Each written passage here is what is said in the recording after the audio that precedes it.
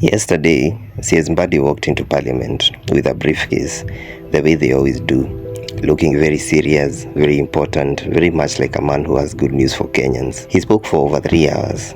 3 hours, my friend, 3 hours. And what did Kenyans get from the 3 hours? The biggest budget in the history of this country, 4.84 trillion. A number so large that if you stacked it in 1,000 shillings notes, you would reach the moon and still owe interest. Let us read this budget the way it deserves to be read, not with applause, but with a calculator. Before we talk about hospitals and schools and all the things that sound nice in a budget speech, let us talk about what actually happens with the Kenyan monies. Out of the 4.84 trillion, the government plans to spend 3.54 trillion on recurrent expenditure. That means salaries, government operations, pensions, and debt obligation. Interest payments on Kenya's public debt alone amounts to 1.2 trillion. Not the principal, not reducing the debt, just the interest bill. Let that sink in. Kenya's total public debt is now 14.1 trillion. And we are paying 1.2 trillion just to service it in 1 year. The interest figure alone is bigger than Kenya's entire education budget, bigger than health, bigger than agriculture. We spend more paying lenders than we spend building the country. But don't worry, CS Mbadi assured us economy is stabilizing while we pay 1.2 trillion in interest on a 14.1 trillion debt that keeps growing. Now let us look at the taxes. The government expects to collect 2.9 trillion in taxes this year from your pay, your VAT, your excise duty on fuel, airtime, and almost everything else. And what does that money build? The actual development budget, roads, hospitals, factories, infrastructure is about 749 billion out of a total budget of 4.84 trillion. The rest goes to salaries, operations, pensions, and debt obligations. The government says this budget supports growth, yet only 749 billion goes to development out of 4.84 trillion.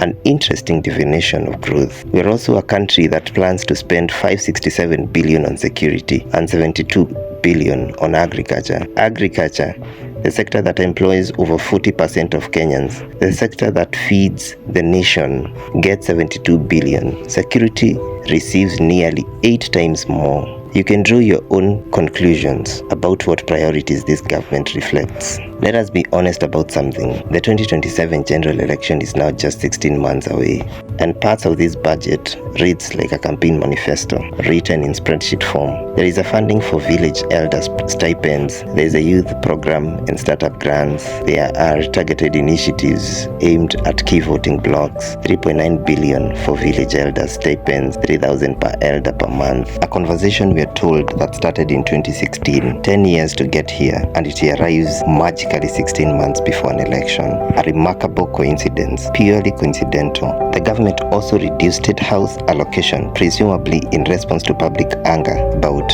extravagant spending. Very thoughtful. The cut came after 2 years of spending, but yes, noted, reduced. Now here is the part every Kenyan should pay attention to. Kenya cannot fund this budget using its own revenue. The government expects total revenue about 3.67 trillion, but it plans to spend 4.84 trillion. That leaves a financing gap of roughly 1.15 trillion. To fill that gap, the government plans to borrow almost 1 trillion shillings from the domestic market and additional borrowing from the external lenders. But remember, we already have 14.1 trillion in public debt. We are adding more debt to a debt stock whose interest bill already consumes a massive share of the national resources. This is not a budget. This is a debt spiral with a press conference. When a government borrows heavily from local banks and financial institutions, it creates another problem. Banks often prefer lending to government because it is safer and more predictable than lending to businesses. The result is that credit becomes more expensive and harder to access for entrepreneurs, startups, and ordinary Kenyans. To be fair, there are positive items in this budget, say teachers recruitment, healthcare funding, digital procurement system intended to reduce corruption, new development projects in different parts of the country. They are not meaningless initiatives, but they do not change the underlying reality